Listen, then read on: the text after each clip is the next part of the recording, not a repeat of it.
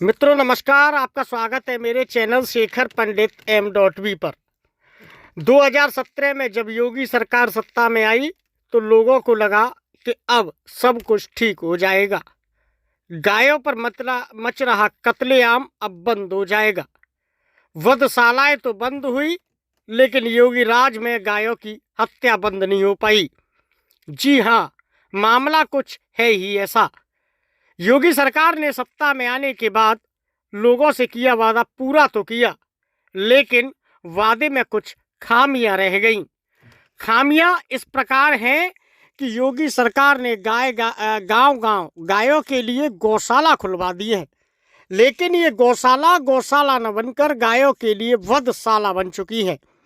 जिला आगरा में करीब 80 से अधिक गौशाला इस समय कागजों में संचालित हैं, लेकिन उन गौशाला की दुर्दशा ये है कि अगर आप इनका वास्तविक सीन देखेंगे तो आपकी रूह कांप जाएगी। आज प्रातः दर्पण न्यूज की टीम के पत्रकार शेखर पंडित के साथ किसान नेता श्याम सिंह चाहर, मेहताब सिंह चाहर, जमील खान आदि लोगों ने चीत व जोतना गांव की गौशाला का निरीक्षण किया। गौशाला में इतनी खामियां देखने को मिली कि गौशाला का निरीक्षण कर रूह सिहर उठी। गायों को चारे के नाम पर सिर्फ सूखा भूसा दिया जा रहा था। योगी सरकार लगातार कहती है कि उनके द्वारा 60 रुपये प्रति गाय गौशाला में भेजा जा रहा है। अब बड़ा सवाल ये है कि उत्तर प्रदेश से आने वाला 60 रुपया आखिरकार किन बिचौलियों के हाथ में पहुंच जाता है, जो गायों को मिट्टी जैसा भूसा खाना पड़ रहा है। चीत की गौशाला में जब हम पहुंचे तो वहां पर हमें ग्राम प्रधान मिले। ग्राम प्रधान अपने दल बल के साथ वहां पर हमें देखते ही पहुंच गए और वह हमें किसी चोर की नज़र से देखने लगे। ग्राम प्रधान से जब हमने गौशाला से संबंधित दस्तावेज मांगे तो उन्होंने इशारा सेक्रेटरी की तरफ कर दिया। सेक्रेटरी से जब हमने नंबर मिलाने का प्रयास किया तो उनका नंबर बंद आ रहा था। तत्काल हमने SDM महोदय खीरागढ़ को कॉल किया, लेकिन उनका ट्रांसफ़र होने की वजह से उन्होंने भी आने में अपनी नागवारी पेश कर दी। अब बड़ा सवाल ये है कि चीत की गौशाला में 2000 से अधिक गायों के कंकाल हमें मिले। गाय दलदल में रहने के लिए मजबूर है। गायों के लिए ग्राम प्रधान के पास उचित व्यवस्था नहीं है। गायों के लिए ग्राम प्रधान कह रहे हैं कि उन्हें सरकार ने 2 साल से कोई पेमेंट नहीं किया, कोई धनराशि प्रदेश सरकार की ओर से गायों के लिए ग्राम प्रधान को आवंटित नहीं की गई। ग्राम प्रधान कैसे इन गायों का खर्चा चला रहे हैं? और जब राज्य सरकार गायों के लिए पैसा देना मुनासिब नहीं समझती है, तो फिर योगी सरकार ने ये गौशाला के नाम पर वधशाला खोलकर कौन सा जनता के लिए तीर जीत लिया है। देखिए हमारी विशेष और पूरी रिपोर्ट और देखिए गायें कैसे वधशाला में मारी जा रही हैं। मणिपुर से उठी हिंसा की आग गुजरात होते हुए हरियाणा तो पहुंच गई। हिंदुत्व की आग में आज समूचा भारत जल रहा है और देश सुलग रहा है, लेकिन हिंदुत्व की बात करने वाले हिंदूवादी नेता लगातार पटल से गायब दिखते हैं। आज भारत की बड़ी एक दुखद घटना यह है कि भारत हिंदू राष्ट्र बनाने की खुद मांग तो करता है, लेकिन भारत का हिंदू पशु चीता है, जो जंगलों में रहता है और जो गाय गुड़ों का खजाना मानी जाती है। जिस गाय का दूध पीकर बच्चे बड़े होते हैं, जिस गाय का दूध पीकर बच्चों में यौवन आता है, वह गाय आज अपना निवाला पॉलीथिन में ढूंढती हुई नजर आती है। गाय कैसे सुरक्षित होगी? इस मुहिम के तहत आज दर्पण न्यूज की टीम किसान नेता श्याम सिंह चाहर व वरिष्ठ समाज सेवी मेहताब सिंह चाहर के साथ में चीत के साथ जोताना गौशाला पहुंची। जब गौशालाओं का निरीक्षण के दौरान हमने वहां की वाकया को समझा तो घटनाएं झकझोरने वाली दिखी। गायों के कंकाल दिखे, गायों की वह दशा दिखी जो शायद अगर इस तस्वीर को मोदी और योगी देखेंगे तो उनका चेहरा सिहर उठेगा। हिंदुत्व के नाम पर राजनीति करने वाले इन राजनेताओं को देखना होगा कि ये तुष्टीकरण वाली राजनीति से जो आज भारत चल रहा है, 1947 के बाद जब भारत आज़ाद हुआ तो मोहम्मद अली जिन्ना के साथ दूसरा पाकिस्तान बन गया। जवाहरलाल नेहरू और महात्मा गांधी और जिन्ना के साथ शुरू हुई साठगांठ ने पाकिस्तान तो अलग बना दिया, लेकिन हिंदुस्तान को क्या मिला? सिर्फ तुष्टीकरण वाली राजनीति।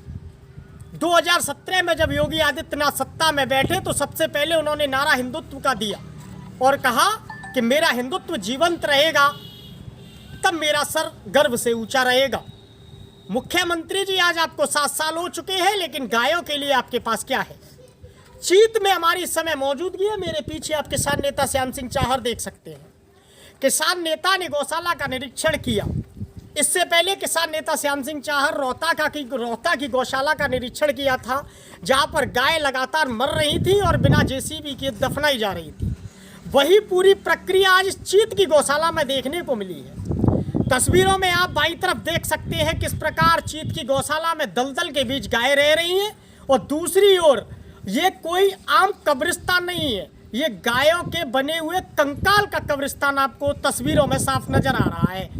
गायों को मरने के बाद गाड़ा नहीं जाता है, एक आवारागर्दी की तरह फेंक दिया जाता है।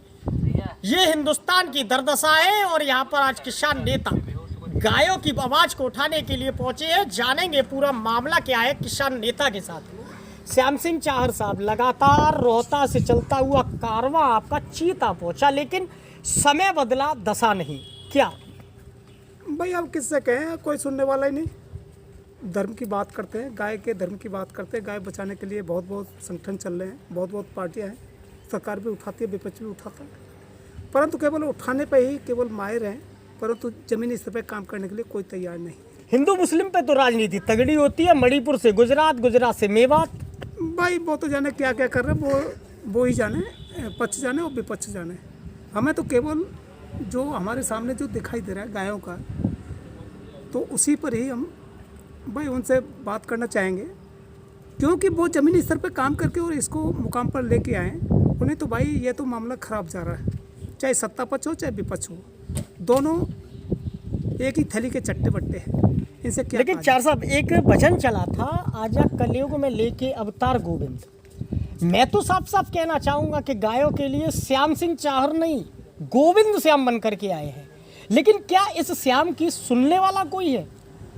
आने वाला समय बताएगा, आने वाला समय बताएगा। कोई न कोई तो इस हिंदुस्तान में पैदा होगा, ये सुनेंगे, इनका बाप भी सुनेगा। एक नरेंद्र वो हुए जो जीरो से अमेरिका में आज से करीब 100 साल पहले दहाड़े थे, आज वही नरेंद्र आए हैं। तो एक श्याम वो हुए जिन्होंने गायों की रक्षा की, और आज वही श्याम चीत की गौशाला में खड़े हैं। लेकिन उस नरेंद्र की बात दुनिया सुन रही है, श्याम की नहीं सुन पा रही है। कहीं ना कहीं खामियां तो होगी। नहीं, खामियां तो बिल्कुल दिखाई दे रही। भाई 70 से 80 के लगभग गाय है, गौशाला है। आगरा जनपद में ही इतनी स्थायी है, अस्थायी है। अगर इनका टोटल का एक गौशाला में एक गाय की मौत को देख लिया जाए तो करीबन 70 के लगभग आंकड़ा आएगा। अगर पूरे महीने का ले लिया जाए तो भाई 20 से 21 हज़ार आएगा, और अगर पूरी उसका साल का ले लिया जाए करीबन 2.5 लाख के लगभग, केवल आगरा जनपद में ही। आप किसानों की आवाज़ जोर से उठाते हैं, इनर रिंग रोड का मामला हो, भूमि अधिग्रहण का मामला हो, एडीए से जुड़ा हुआ हो, लेकिन गायों की आवाज़ में आप कैसे पीछे रह जाते हैं? कोई पीठ पर वजन वाला नहीं है, या श्याम सिंह चाहर डर जाते हैं? नहीं भाई, डरना किससे है? डरना तो केवल अपने माँ बाप से डरना चाहिए, परमात्मा से डरना चाहिए। ये तो भाई चोर मत भाई, इनसे चोरों से तो कभी डर ही नहीं लगे। शिकागो में जब विवेकानंद, जिनका के नाम नरेंद्र हुआ करता था, वो दहाड़े तो समूचे विश्व की नजरें उस विवेकानंद पर थी। 2014 में उसी नरेंद्र का अवतार हुआ और वे मोदी के रूप में सामने आ गए। लेकिन गायों के लिए एक श्याम आगरा में आए हैं, लेकिन ये श्याम कहीं ना कहीं ये वे श्याम सिंह चाहर हैं, और हम इन्हें श्याम की संज्ञा गायों के लिए देना चाहते हैं, क्योंकि कहीं उस बंशीधर श्याम ने गायों की रक्षा की थी, आज और श्याम सिंह चाहर गायों की रक्षा के लिए ओतप्रोत नजर आ रहे हैं। लेकिन आखिरकार श्याम सिंह चाहर डर किससे रहे हैं? सरकार से डर रहे हैं। सरकार हिंदुत्ववादी है, हिंदुत्व की बात करती है।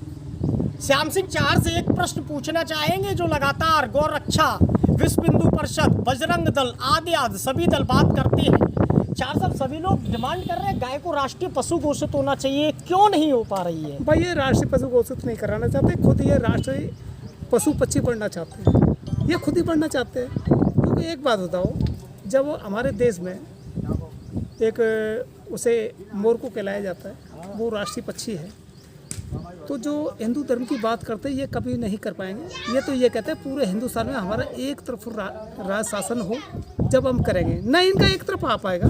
पूरे देश में, देश के ऊपर इनकी 2 बार सरकार बन गई, तो इनको तो पहले ही कर देना चाहिए था। अगर ये नहीं करते हैं तो भाई हम अपनी आवाज़ इन तक पहुँचाएंगे, और फिर भी नहीं करते हैं तो फिर इनके खिलाफ विरोध प्रदर्शन और आंदोलन की रूपरेखा तैयार करके इनका 2024 में विरोध भी किया जाएगा। जी बिल्कुल, 2024 में पूरी तरह से विरोध किया जाएगा, लेकिन आगामी 2024 में चुनाव होने हैं और उससे पूर्व आपको पूरी व्यवस्था दिखाते हैं कि किस प्रकार गौशाला में गायें एक ऐसी जिंदगी जी रही है कि अगर आप इन तस्वीरों को देखेंगे तो आप इनमें रहना क्या, खड़े होना भी पसंद नहीं करेंगे। राष्ट्रीय पक्षी मोर है, लेकिन राष्ट्रीय सत्ता में बैठे लोग गाय को आखिरकार राष्ट्रीय माता क्यों नहीं घोषित कर रहे हैं? कहीं न कहीं अगर गाय को राष्ट्रीय पशु घोषित कर दिया जाए तो गाय सुरक्षित हो सकेगी। मैं अपने एक सहयोगी से कहना चाहूँगा कि जरा एक विशाल दलदल दिखाइए, देखिए किस तरीके से मात्र आधे घंटे की बारिश ने गायों की इतनी बुरी दुर्दशा कर रखी है कि गायें नरकीय जीवन जी रही हैं। इस नरकीय जीवन में जीती गाय, इनके पास ना तो किसी डॉक्टर की सुविधा है, ना ही किसी के देखरेख की। डॉक्टर के अभाव में और देखरेख के अभाव में गाय लगातार दम तोड़ रही है, इनका कोई भी पालनहार नहीं है। आखिरकार श्याम सिंह चाहर के साथ बंशीधर कन्हैया कब इन गायों की रक्षा के लिए जन्म लेंगे? और दूसरा सवाल कि हिंदुत्व की बात करने वाली मोदी सरकार और डबल इंजन वाली योगी सरकार कब इन गायों के लिए कोई जियो निकाल करके इन्हें एक अपना कहा जाए तो खुद का मकान देगी?